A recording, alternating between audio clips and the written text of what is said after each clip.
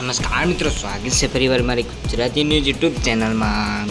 મિત્રો, હાલ સુરતના કરતા ગામ વિસ્તારમાં ફૂટપાથ માતા સાથે રહેતા 5 વર્ષીય બાળકનું અપહરણ થયું હતું। આ વિસ્તારમાં ભંગાર વીણવા આવતો શખ્સ બાળકનું અપહરણ કરી ગયો હોવાનું ધ્યાને આવતા કરતાર પોલીસ અમદાવાદ રેલવે સ્ટેશન મદદથી બાળકને મુક્ત કરાવવા અપહરણ યુવકને ઝડપી પાડ્યો હતો।